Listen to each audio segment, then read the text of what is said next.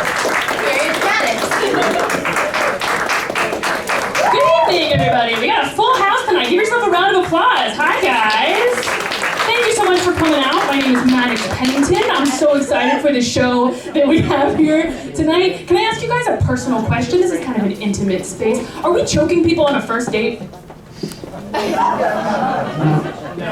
No? People are doing it though. Like, I was out of the dating game for a while, and when I came back, there was a lot of like swiping left and right and like a lot of butt stuff, and then a lot of choking. And I don't feel it's wise for a couple of reasons. First off, if you can't rattle off my street address, why are you choking off my air supply?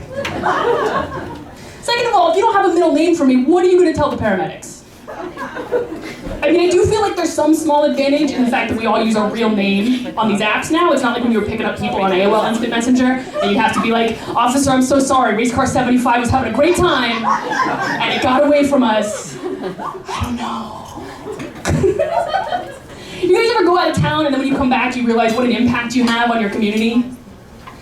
No? Alright, well I went out of town recently and I did realize that I have an impact on my community. The Chipotle in my neighborhood went out of business. And they replaced it with a gym. Which feels pointed, yeah, and rude, and I'm taking it real personally. Also, not just any gym, it's an Orange Theory. Who's been to Orange Theory? Who's walked by an Orange Theory and been like, ugh? Orange Theory, when you like Colts but wish they had more fees. Orange Theory, when you thought picking teams for kickball was too inclusive. Orange Theory. Find it very stressful. Been on a bit of a gender odyssey this year. And just like Homer's Odyssey, it's taking way longer than it should. I like to out the English majors with that one. Also, like Homer's Odyssey, I'm afraid at the end people are just gonna be like, that's it. That was the whole journey, you just went home? Cool, cool. And I've been coming out to people gradually, which has been fun. Came out to my parents the way a lot of us in the non-binary community do. I wrote a sitcom pilot.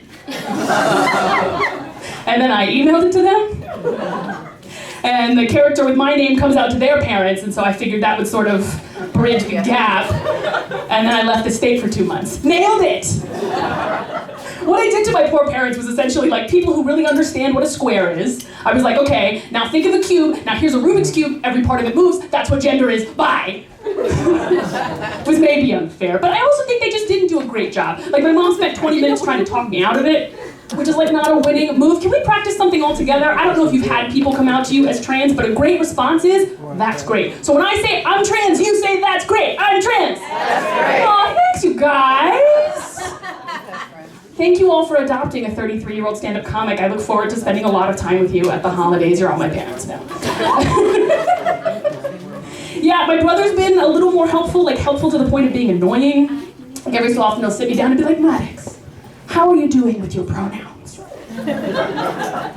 Dude, it's not the pronouns that are the problem, it's the parents. It's not they, them, it's them, them that are the problem here. I need you to deal with them before you deal with me. I will say, no matter how masculine I get as I move in this sort of trans-masculine direction, I'm probably never going to set foot in a men's bathroom. My gender identity does not include wet countertops and no paper towels. Fellas, I'm real worried about us, like as a group. I feel like it mirrors the situation in many a single man's apartment. Clap if you've been in a single man's apartment lately. You lucky bastards. Okay, clap if you remember what it was like to be a single man and have an apartment. Continue clapping if you owned a top sheet. Yikes! Yikes. How many of you are dealing with just like the wadded up pile of linens? And yes, this is the nest where I sleep, yeah? Yeah? All the women in your lives are nodding, fellas. Real concerned. Real concerned. Because I'm also out here dating while bisexual. Anybody else? Great. This is why it's going so well. And the problem I find is not finding out who I'm attracted to, which is everybody. It's figuring out who is attracted to me in the right amount. Clap if you've fallen in love with a straight woman, ever. Yeah.